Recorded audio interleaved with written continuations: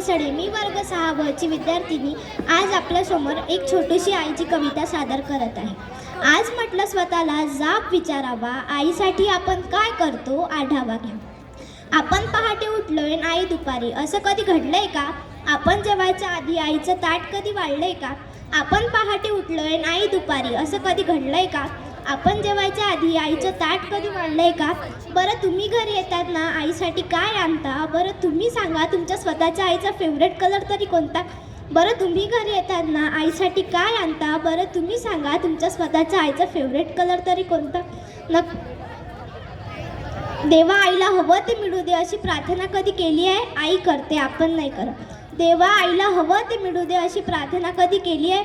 पाहिलं का आई शेवटची कधी ऑनलाईन आली आहे? तिच्या बर्थडेची पार्टी तिच्या मैत्रिणीला बोलून देतो. तिने केलेला पसारा कधी आपण आवडतो?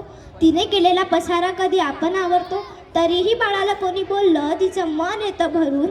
आपण काही न करता आपल्याला जर कोणी बोललं, तिचं मन येतं भरून. आपण मात्र बोलताना शिव्या देतो आईवर. आपण मात्र बोलताना शिव्या देतो आईवर.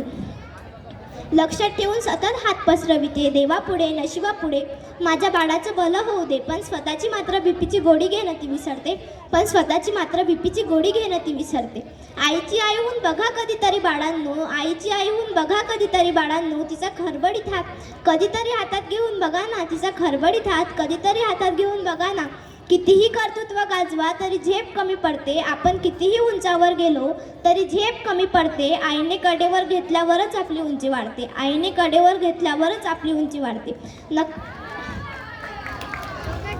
नका करू स्पर्धा कोणाशी, नको कोणाचा हेवा. नका करू स्पर्धा कोणाशी, नको कोणाचा हेवा. जग जिंकायचं का तुम्हाला, आईच्या पायावर डोकं ठेवा. जग जिंकायचं का तुम्हाला, आईच्या पायावर डोकं ठेवा. जग जिंकायचं का तुम्हाला, आईच्या पायावर डोकं ठेवा. धन्यवाद.